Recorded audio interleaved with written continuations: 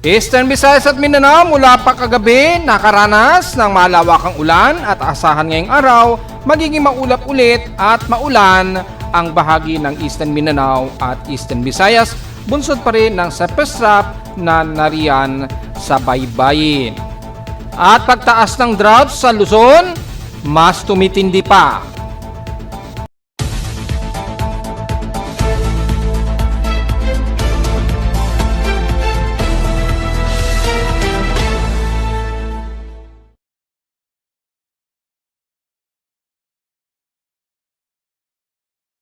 Hello, good morning mga folks. Welcome po muli sa ating Daily Weather Bulletin at Analysis para sa araw ng Linggo, April 26, 2026. Ang oras nating boss may maga, alas 11 eksakto ng umaga. Kaya kahapon ay grabe ang alinsangan pa rin ang aasahan natin ngayong araw mga folks at tumitindi na yung peak ng ating heat index dahil kahapon halos umabot po sa mahigit 51 degrees Celsius ang naging heat index namin kahapon sa Caloocan. So asahan ngayong araw ay magiging ganyan din katindi ang ating magiging init pandama. So dahil sa sobrang init kahapon, tumirik nga po yung aking Raspberry Pi system, yung pinaka-CPU ng Raspberry Pi nag-shutdown dahil sa humigit na sa 61 degrees Celsius yung temperatura niya. Dahil sa grabe po talaga ang init kahapon. So asahan po natin ganyan din maranasan natin ngayong hapon, lalo na at mas lumala na po o mas tumaas na po yung drought natin sa Luzon area lalo na sa bandang Kalduran kasama na ang Metro Manila at ilang bahagi ng Mindoro o bandang Southern Luzon. So makita natin sa ating lightning detection system, aktibo ang mga pagkulog at pagkilat na umiiral ngayon sa silangan ng Luzon, ng Northern Luzon, at least 8 lightning strikes. Pero kung titingnan natin ang most of real time natin sa ating lightning detection system, meron tayong active na 38 outer lightning strikes, pero inner natin ay 25 lightning strikes. Most probably naranasan ngayon dito sa bahagi nga po ng Batanes Group of Islands ang mga pagkulog at pagkidlat. So ingat na lamang po dahil matitindi ang mga pagkulog at pagkidlat. Ganon din dyan sa bahagi pa rin ng Cagayan Valley, kabilang na sa may bandang baybay ng Isabela hanggang paligid ng Kasiguran Aurora. May mga pagkulog at pagkilat kayo ngayon dyan na naitala since 20 to 40 minutes ago. Sa ngayon, ang pinaka-latest nandito sa may bandang Batanes Group of Island. Napakarami ang cluster ng mga lightning strikes dyan. Ngayon, nakaka-active lamang po mga folks. So, ingat po at merong iba sa may bandang Palawan po. So, expected po mga pag-ulan ang inaasahan natin dyan ngayong araw. So, nadetect pinakamalayo pa rin sa amin ay nasa around 245 km ang layo mula sa range namin sa Caloocan. So, napakalayo at makikita naman natin wala masyado dito sa Central Luzon pababa ng Visayas area. Sa ating current conditions ay overcast, gloomy haze at few clouds pa rin tayo at asahan natin na matindi ang sikat ng araw natin ngayon na pumapalo pa rin sa UV10 at mahigit sa 688 current solar energy. So mataas po at inaasahan natin na bababa muli ang ating outside temperature. Sa ngayon medyo maalinsangan pa dahil nasa mahigit 70% pa ang outside humidity. Sa lowest temperature na naitala na weather station kaninang 5:34 AM, nakapagtala kami ng lowest of 27 degrees Celsius. Kahapon, 36.2 degrees Celsius ang pinakamataas sa amin kahapon ng hapon at 1:38 PM, highest peak po yan. So, ibig sabihin, yung naging heat index namin kahapon, kung mapapansin nyo po, pumalo sa 51.7 degrees Celsius ang graming init dama namin kahapon. Ayun, pinakamataas ito ngayong month at lumalabas pinakamataas na ito ngayong taon sa amin sa Caloocan. Tingnan na lang natin sa mga susunod na araw kung mahihigitan pa niya yung ganito kataas na heat index. Ito ay actual instrumentation reading sa Caloocan So hindi pa siya calculated. Ito yung actual instrumentation reading. Kaya nasa 51.7 degrees Celsius. Pero kung gusto niyo mapakita ang calculated, pag sinaming calculated, yung calibrated base sa average heat index, pwede nyo po makita dito sa ating graphs and records, in station all-time records, ngayong taon, click nyo po ang heat index, dito mo po makikita ang calculated heat index. 44.4 degrees Celsius lamang ito. Ayan, ayon sa calculated o computed heat index report. Yung computation yan, base talaga sa sa pinaka-average na base sa monthly average ng humidity. Yan, yung monthly average humidity na pinagbabasihan po kada taon. Kaya nagkakaroon ng tinatawag na computed heat index. Yan. Pero pag instrumentation, yung reading talaga ng aparato mismo, ay ang heat index sa amin sa Caloocan, pumalo yan ng 51.7 degrees Celsius kahapon. Pinakamataas yan ngayong taon so far hanggang ngayong buwan.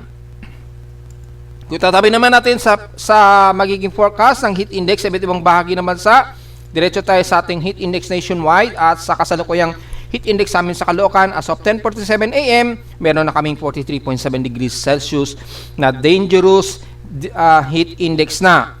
41 degrees Celsius lang daw ang inaisahang heat index forecast mula kay ECMWF.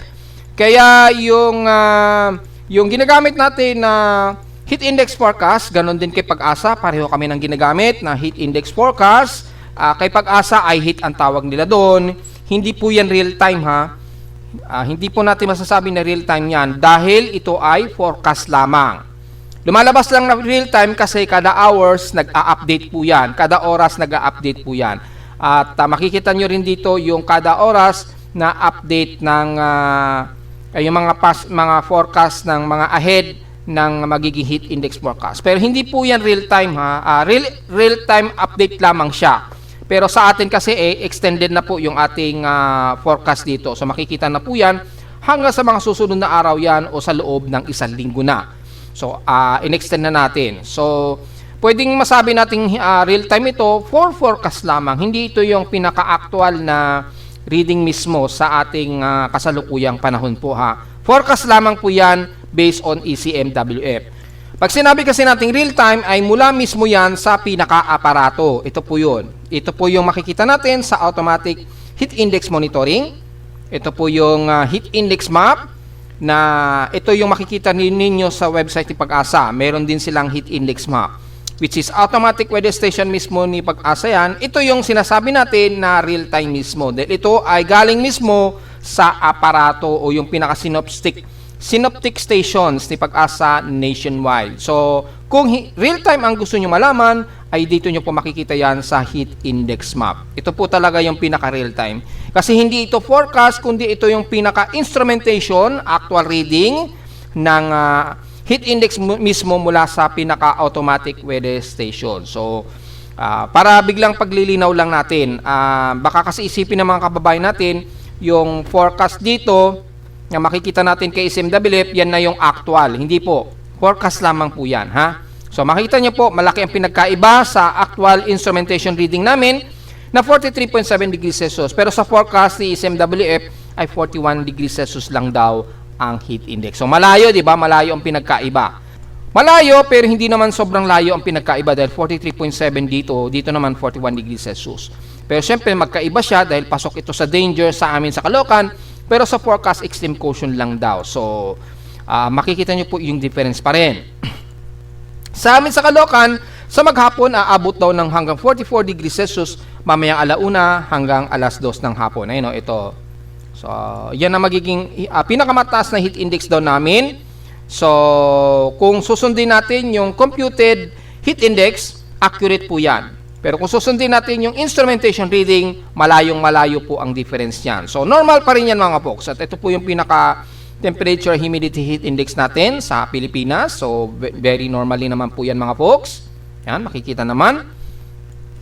So, mula sa nationwide naman, tingnan din natin yung mga iba't ibang mga heat index sa iba't ibang bahagi ng bansa. So, kung sisilipin po natin dito, sa Cagayan Valley, 40 degrees Celsius daw. At papalo ito ng 42 degrees Celsius mamayang alauna ng hapon ang magiging pinakamataas na init pandaman ninyo sa Tugigaraw.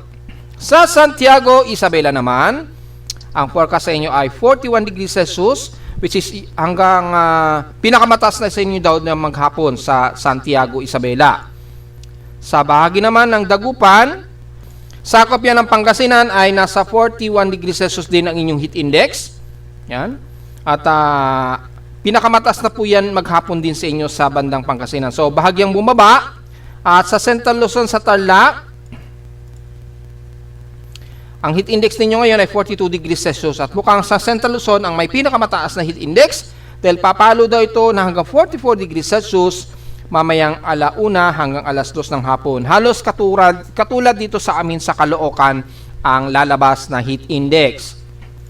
Sa Batangas naman ay nasa na heat index ay 42 degrees Celsius at aabot ng pinakamataas sa 43 degrees Celsius. Ngayong tanghali din mula 12:00 hanggang 3:00 ng hapon. Yan, hanggang 3:00 daw ng hapon na papalo sa pinakamataas sa 43 degrees Celsius. Sa San Jose Occidental Mindoro naman ay nasa 40 degrees Celsius, which is mukhang yan ay pinakamataas sa inyo maghapon sa may bandang Occidental Mindoro. Sa Cebu naman, kung double check din natin sa may bandang Cebu, ay nasa 39 degrees Celsius po. So mukhang walang aabot sa 40 degrees Celsius sa inyo sa Cebu sa maghapon. At tingnan natin ang Davao City kung mataas din ang heat index sa kanila. Bayon ay sa 39 degrees Celsius at aabot ito hanggang 40 degrees Celsius mamayang 1:00 ng hapon. So medyo mataas din ang heat index sa kanila sa Mindanao sa Davao City. Sa Zamboanga Peninsula naman, double check natin, 40 degrees Celsius po, which is yan na raw ang pinakamataas ninyo ngayong araw sa Zamboanga Peninsula. So kitatabi naman natin sa PH Extremes. PH Extremes in past 24 hours, nangunguna ang Katbalogan na may pinakagrabing outside air temperature sa kanila na 37 degrees Celsius. Sa Baguio, stationary at 17 degrees Celsius lowest. At sa Inulan naman, gaya ng ating inaasahan, inulan sa kanila. Sa Eastern Visayas, umabot ng 34 millimeters na total rainfall sa Hinatuan. Ayan, So, nagkaroon sila ng moderate to heavy rain showers dyan sa Hinatuan. So, medyo swerte-swerte sila na medyo nilamigan sila kahapon. At ang maximum average wind speed naman ay Gian Eastern Samar na may 21.1 km per hour. Samantalang sa amin sa Caloocan, naglaro lang ng 12.9 km per hour lamang yung aming 1 hour average wind speed. So wala pa rin kaming naging pag-ulan sa Caloocan until now. So diretso agad tayo sa ating outside humidity na 72%. Bumaba ito ng 3% since last hour. Nasa 1,008 hectopascals tayo, alanganing thunderstormy na 1,008 hectopascals at steady ito since last hour. Low tide po tayo mga folks, so mababa ang sea level natin ngayon, wala masyadong problema. Mababang ngayon, low tide po tayo ngayon at sa ating air quality na natiling moderate pa rin ang ating air quality. Magmask po tayo mga folks dahil 55 po ang index nito at patuloy pa rin ang hindi maganda ang paligid ng hangin. Kaya magmask po tayo sa mga sensitibong mga baga pa rin po ha. So mag-iisang buwan na tayo na hindi maganda ang ating air quality.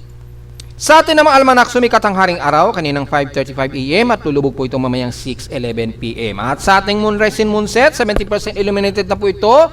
Hindi pa ito nagmo-moonrise pero magmo-moonrise pa po ito mamayang hapon at 1:46 PM. At kinabukasan na madaling araw at 2:27 AM ito lulubog. At sa ating local weather outlook para ngayong linggo hanggang bukas ng Lunes, anasahan natin na partly cloudy tayo na may 48 to 50% chance daw na ulanin. Sana dito sa Metro Manila umulan man lang tayo, no mga folks. Bukas ay ganun din daw na may 48 to 50% chance of rain daw bukas ng Lunes. Pero asahan ang partly cloudy at hot humid pa rin ang panahon. Meron daw inaasahan na mga localized thunderstorms daw bukas po yan ng Lunes. Ngayong araw ay maulap lang daw ang ating maghapon halos at may chance daw ng pag-ulan 48 to 50%. Well, sana pumasok po yan na ulanin tayo sa Metro Manila. Highest and lowest temperature expected maglalaro 36 to 37 degrees Celsius at lowest temperature expected ay 27 to 28 degrees Celsius. So diretso agad sa ating ginagamit na satellite imagery, patuloy pa rin ang frontal system bayou front dito sa itaas. Ayan, kaya nagkakaroon ng mga localized thunderstorms dyan sa pagitan ng Batanes Group of Island at Taiwan. Pero dito pa rin medyo drier pa rin tayo, although manipis po yung ridge of high pressure area dito sa may Hilaga Silangan ng Luzon, magkakaroon lamang ng mga ilang pang-ulap at mga pagkulog at pagkidlat pa rin ng iiral, especially dito sa may ng Silangan bahagi ng Nodo Luzon. Pero magiging maaraw at clear skies pa rin ang ating maghapon sa buong Nodo Luzon, Central Luzon, kasama na ang buong Metro Manila at Calabarzon area. Magkakaroon ng ilang partly cloudy ang bahagi ng Bicol region at dito sa most of Southern Luzon. Pero magiging patuloy na maaraw pa rin sa maghapon, maging sa buong Mimaropa area. Magkakaroon ng mga kalat-kalat na pag-ulan na may pagkilat at pagkulog ang iiral sa ilang bahagi ng Eastern Visayas, kabilang na ang Northern Samar at most of eastern sections nito mula Dolores hanggang Guian Eastern Samar.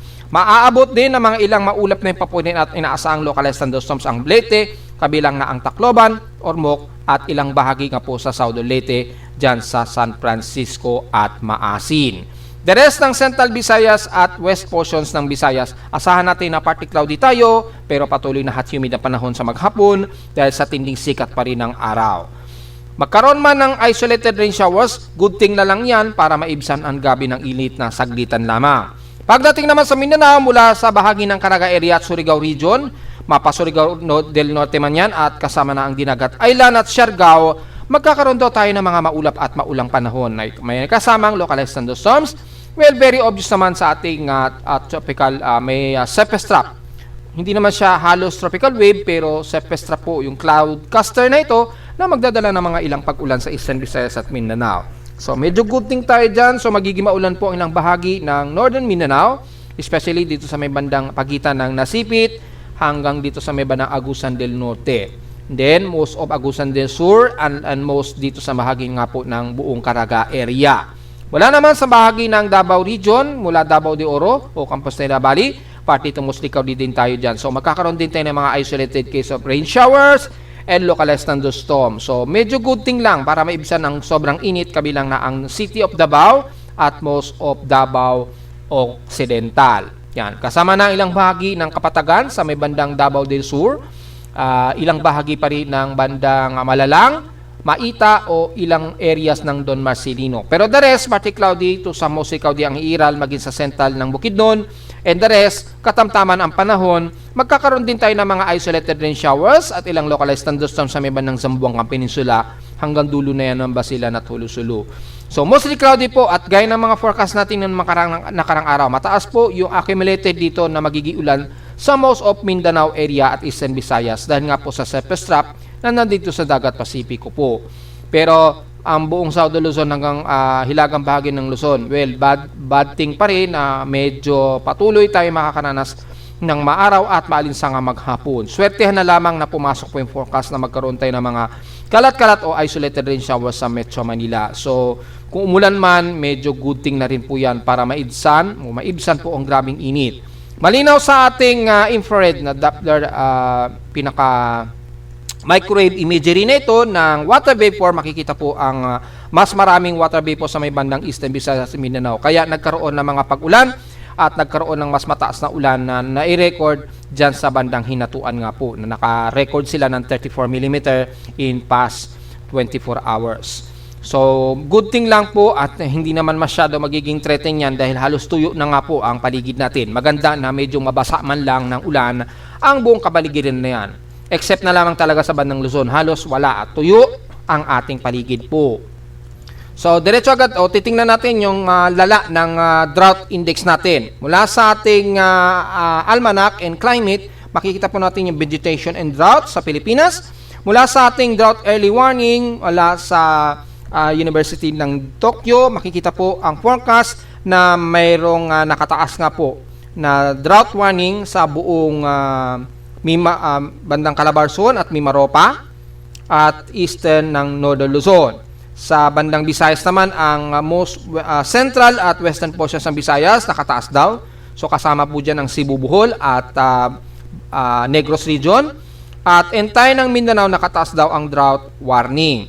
Pero sa pinaka real-time drought index classification natin in whole month, makikita po natin grabe na po ang tindi dyan sa Central Luzon, kasama na ang Dagupan, Ilocos Region at bandang Tugigaraw at dyan sa may bandang Santiago. Paligid ng Tugigaraw ay grabe na rin ang drought o tuyo. Inaasa na natin na mas tutuloy na malaki ang magiging pagbaba ng water sa buwan natin. So, konting tipid-tipid po at nababalitaan na nga yata natin na nawala na naman ng tubig ang San Jose del Monte, Bulacan daw o sa Bulacan. Wala na naman daw silang tubig. Well, sana mai-restore yan dahil yung dating administrasyon dati ay talagang pinilit na kailangan magkaroon ng supply dyan ng tubig sa may bandang Bulacan. So dahil nga po sa tagtuyo tayo, asahan natin na mabilis po na mawawala na naman tayo ng supply nito. Kaya last month pa natin sinasabi yan, konting tipid-tipid o control sa paggamit po ng tubig. Diniscuss na rin natin kahapon yung water reservoir natin na critical na rin si Angat Dam. Ito po yung malala na drought, yung tagtuyo sa atin. Kasama ang buong Metro Manila, umaabot na rin sa bandang Batangas. Yan, buong Cavite, damay na. Yan, buong Cavite, ilang parte ng Laguna, kasama na ata ang Calamba, at bandang Lipa, umaabot na rin. So most of Batangas area at ilang areas ng Laguna, tumataas na rin yung drought index sa kanila. Sa bandang Mindoro naman, malala na rin sa may bandang Kanluran o Negros Occidental. Ang tindi na rin ng drought classification dyan. So tuyo na rin dyan sa area ng Occidental Mindoro. Asahan na rin natin ang magiging tuyo ng paligid natin dyan, ha?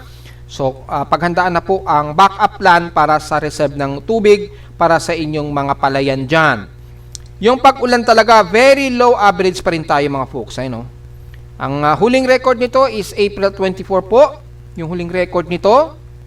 So malinaw po yung mga folks, ha. At since April 24 po yung record nito, malala na talaga. At mataas na rin yung tagtuyot sa bahagi ng Bicol Region at Visayas area nga po. Kagaya na rin ang ipinapakita sa early warning. So at least may idea po tayo para magawan po ng alternatibo bago pa man tuluyang bumaba ang water reservoir natin dyan sa mga water dams natin, ha, sa bansa. So since wala naman tayong binabantayang aktibong low pressure area, so gaya nga po ng ilang analysis natin, ha, si GFS nagpapakita siya ng indikasyon na meron nga pong tropical wave na mabubuo daw dito sa southeast of Guam. Extended forecast, pero magkaiba pa sila ni ICMWF dahil dito sa PESTAP lang din ang pinapakita ni ICMWF. Yan. Pero may posible ring low pressure area yan, na pinapakitaan si ICMWF. At posible nga po mangyari yan pagsapit nga po ng huling linggo ng April hanggang unang linggo nga po ng May. So may nakikitaan na rin na tropical wave at maaring low pressure area itong si ICMWF. Ayan. So mukhang mayroong low pressure area na ini-indicate itong si ICMWF. Yan. Ang direksyon naman niya mukhang pahilagang kanluran o northwestward po. So sa ngayon walang nakikitaan na pagbabadya na ito'y lalapit sa Pilipinas. Pero hindi natin i-ruled out dahil ay patuloy pa rin na nakataas ang ating tropical cyclone strike probability sa area na yan. Ayan, so mataas na po yung probability at may cyclone genesis na rin na namamataan dito. Dalawa pa, So maaring isa, maaring lumapit yan dito sa may bandang Palau. Yan, so load natin yung T96 hours. April 29 na po ito. So ito nga po yung sinasabi natin, between April 29, mako-confirm natin, which is nako-confirm na nga po natin. Maabot na ng 40% yung probability ng cyclone genesis development na ating binabantayan. So, posible nga po ito na maging isang invest. Just in case, ay matatawag ito sa 93W. Yan, mga 93W na siguro ang itataas nito. Pero sa ngayon ay nakikita natin mula kay ICMWF, mukhang papunta sa bandang Guam po ang direksyon nito. Ito siguro magkakaroon ng extension trough gaya na ating mga forecast ng nakarang araw. So tingnan natin sa 144-hour period yung extension forecast niya. Long range na po ito kung sakali. Hindi nag-load. Ayan. Latest kasi yung niloload ng data kaya medyo matagal din minsan mag-load. Pero sure ball, pinaka-latest ito. So makita natin medyo disorganized pa po yung development, pero at least meron tayong idea, 30 to 40% na probability na mabuo ito bilang isang active na low pressure area o tropical wave. Yan. So magkakaroon ng mga ilang pag-ulan pa ni sa miba ng Eastern Mindanao by May 1, at least 5 to 10% down. So yung extension ng trough, magpapang-abot pa rin sa may Mindanao. So luckily ay maliit pa rin ang posibilidad dito na magiging isang active na low pressure area. Pero may lumalabas kasi na forecast nga po, gaya ng GFS, ay magiging isang low pressure area daw yan. So, tingnan na lang natin. Hindi pa natin pwedeng makonclude yan sa ngayon.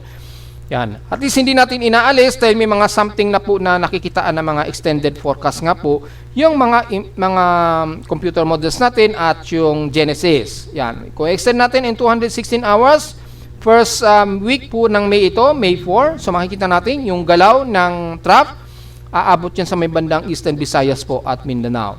So tingnan natin ha mga folks, dahil makikita natin yung pattern ng direksyon ng anumang low pressure area. Pwede kasi itong magwam and then bigla itong kakabig pakanluran. So tingnan natin. Yan. Pero lumiliit naman kasi yung genesis niya, naglalaro lang sa 5 to 10%. So kung sakaling lumapit man ito sa eastern ng Mindanao, ay magdadala lamang ito ng mga ilang kalat-kalat na pag-ulan. Pero walang cyclonic effect. So tingnan pa natin, masyado pang maaga para magkaroon tayo ng maagang synopsis kung ito ba ay magiging isang aktibong low pressure area. At least may idea na tayo dahil si ECMWF nagpapakita na rin siya ng may potential na forecast na may mabubuo. Kung maalala niyo po sa ating tropical cyclone forecast nga po for the month of May, meron tayong isa hanggang 2 bagyo na posibleng mabuo. So balikan natin ha. Sa typhoon tracker and prediction, makikita niyo po yan dito. I-load natin ha. Para may idea tayo kung paano niyo po gamitin. So, niload natin para makita po natin na i-simulate natin siguro 2016 and between siguro mas matami. Starting siguro mga 1950s. Then May, load natin May during El Nino po siya. Minimize natin and then i-load po natin yung cyclone data. Yan, load cyclone data, wag daw atat. Sabi ng aking PIMO Weather Tropical Cyclone Prediction and Cyclone List System.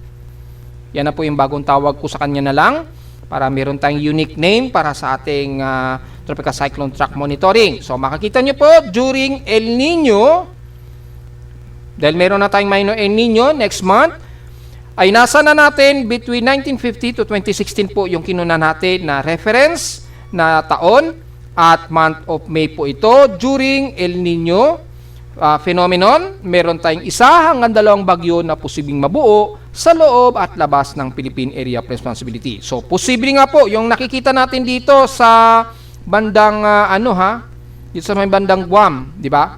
Yan o. So, posible. Dito may nabubuo tayong tropical wave dito, di ba? May mabubuong tropical wave. So, papansinin natin, 2 ang magiging senaryo. Posible yang pumasok ng Philippine Area of Responsibility at kumabig yan pa ganyan, pa Northern Luzon, or maaring mas mababa, gaya ng pinapakita ni GFS. Yan. Dito, posibleng tumama ito sa may bandang Bicol region kung sakaling maging aktibo o maging malakas sa bagyo ha. At maaari namang mas mataas ang kanyang kilos, magugwam muna ito or lumihis. Maagang lumihis. Gaya na pinapakita ni ECMWF. Yan. Meron naman tsansa na mabuo pero magno-northward kaagad siya. Yan o. Then, halos didikit lang ito sa PAR at magre-recurve din. So, isa o 2 bagyong posibleng mabuo at isa rito ay posibleng malakas na bagyo po. So, tingnan natin ha. Base na rin dito sa ating forecast. Pinakita ko na sa inyo ng maaga. 1 hanggang 2 at posibleng umabot ito mula typhoon category yan to super typhoon category. So isa sa 2 bagyo na posibleng mabuo, maring umabot ito ng super typhoon category. So take note po sa mga magiging trajectory ng bagyo ha. Posible talaga ito lumapit sa eastern Northern Luzon o posibleng dumaan dito sa bandang Bicol region, which is merong isa nga po naglandfall pa sa Catanduanes. So, merong at least 30% chance maglandfall ito sa anumang kalupaan ng bansa. Yan. At meron siyang at least 60% naman na maaring pumasok ng PAR pero halos didikit lang ito sa silangan ng Northern Luzon, at least mga 60% chance. Pero halos walang direct landfall na magaganap. Halos didikit lang siya, yan o. Yan. Posibleng mga 60%, lalapit ito ng Northern Luzon, pero halos didikit dito sa bahagi nga po ng Northeastern Luzon. At meron namang at least mga 40% to 44% na maaring lumapit ito ng silangan ng Northern Luzon, pero agad-agad magre-recover din kaagad. Kagaya na lamang nitong bagyo na si Typhoon Pat. Yan, naging typhoon po siya pero nag-recover siya. hindi siya lumapit sa malaking kalupaan ng Luzon. Tinawag sa local name ni Pag-asa dati ito, Claring noong 1982. So yan po, lumihis din siya kaagad. At merong mga iba naman na kung sakaling hindi siya naging malakas na bagyo, kung naging tropical wave lang ito, at least merong lalapit dito sa parte nga po ng Eastern Luzon. Ayan o. At least mga tropical depression, yan, to tropical storm, yan, meron. Dahil may mga ibang mga tropical depression na lumapit dito na nabuo sa loob ng Philippine Area of Responsibility. Pwede din na dalawa na mabuo, posibleng lumihis lang ito sa bandang PAR o halos dito lang yan sa pinakatikad o tropical cyclone advisory. Yan, domain. Baka dadaan lang siya ng tropical cyclone advisory domain o tropical cyclone information domain lang. Then, magre-recurve ito pa northward or re-recurve ito pa northeastward din kaagad. Yan. Pero naging super typhoon ito example na lamang itong si Dolphin noong 2015 po. At yung isa naman ay Super Typhoon Ellen, 1980 naman ito. Local name sa Pilipinas, ito ay si wala siyang local, Paring, ayun bagyong Paring daw. So, noong 1980. Yan. Merong tawag din sa kanya ay Osang or Paring, pero usually Paring daw ang tinawag sa kanya by international name Ellen. So, yan po. 1980 din ito. Pero kumilis ito pa ilagang kanluran and then bago tumungtong ng Philippine Area of Responsibility, nag-recurve din kaagad ito. Hindi siya pumasok ng PAR. So, may ma-idea na tayo mga puksa kung sakaling mangyari yung mga extended forecast natin. So, kaya nga po yung pinapakita namin sa inyo, pinapakita ko sa inyo na kung sakaling pumasok po o maging isang active low pressure man itong pinapakita ni ECMWF of GPS, ay maari itong makapasok pa rin ng Philippine Area of Responsibility or pwede rin itong lumihis kagaya ng ipinapakita ni ECMWF. So, masyado pang maaga para maging conclusive analysis natin ito. Sa ngayon, babantayin natin dahil mga katapusan pa po to ng April, mga 2 araw, huli ng April. So, between April 29 po yan hanggang unang linggo yan ng May. Diyan natin matutuklasan o ma-observe pa yung magiging development nitong possible na low pressure area dahil may indikasyon na si ECMWF na ito'y magiging isang invest low pressure area. So, dito rin sa mga global spectral model, may Coriolis na rin nakikitaan tayo. Yan, nagpa-positive. Mayroong isang lalapit ng bandang Eastern Visayas at yung isa dito sa may bandang southeast of Guam nga po. Yan, according dito. So, may idea na tayo. So, for seasonal range ng forecast, yan, wala pang pinaka-latest. So, malinaw po na maaring merong lumapit sa bansa na anumang low pressure area. Yan. Indicating na maliit pa po ang posibilidad yan sa ngayon dahil masyado pang long range ito. Yan, mag-update po tayo kung sakali mga folks para dito. At least may idea na tayo sa mga computer models, may indikasyon na may posibleng merong low pressure area tayo na mamamataan dito sa may bandang southeast of Guam hanggang sa unang linggo ng May 2026. Samantala sa ulat Lindol, wala naman tayo na malalakas na mga pagyanig tayong nadedetect mula kahapon. Except na lamang dito sa seismic noise dahil sa sobrang init talaga. Pumantik po yung init ng temperatura talaga grabe kahapon. So dahil po dyan nagkakaroon tayo ng mga seismic noise, dahil yung mga metal natin sa ating pendulum ng seismometer nag-e-expand siya dahil sa init. Normally yan. So, pero wala naman tayo na-detect na malakas-lakas sa pagyanig. So, diretso agad tayo sa data PDP box. Kukunti lamang yung registered earthquake at wala namang so far na magnitude 4 plus na naitala ngayong araw. At dahil dyan, diretso agad tayo sa ating historical earthquake data. Yan. For the month of April. Bibilangin na natin kung aabot na ba sa 900 ang total earthquakes natin. So, total earthquakes natin, so far, nasa 859 earthquakes na po tayo. 831 dito is magnitude 2.0 pataas. 25 sa magnitude 4 at nanatiling tigi-isa ang magnitude 5, magnitude 6 at magnitude 7 earthquakes. Sa cluster pa rin, nanatili pa rin marami ang bandang Eastern Mindanao at Southern part ng Mindanao. Dumadami na rin sa may bandang Visayas, especially sa may bandang Bogo, Cebu na may 66 clustered earthquake. 52 naman sa may bandang Luzon, sa Batangas, sa Pahigid, kasama na ang Lubang at Mindoro.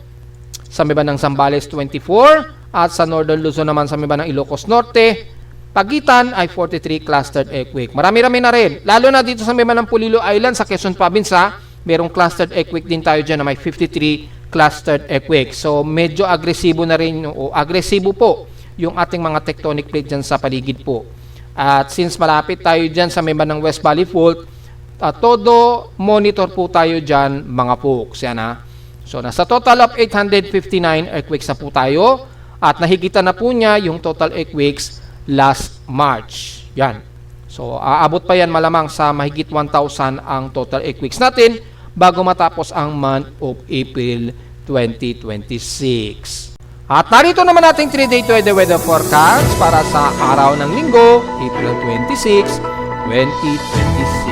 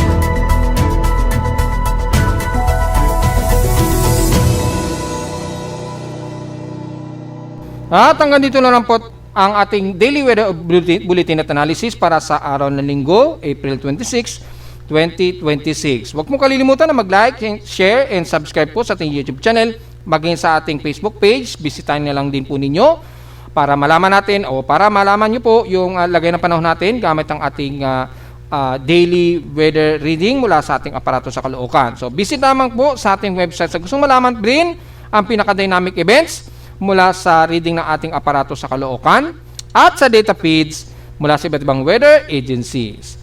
Maraming salamat po mga folks at magandang araw po sa ating lahat.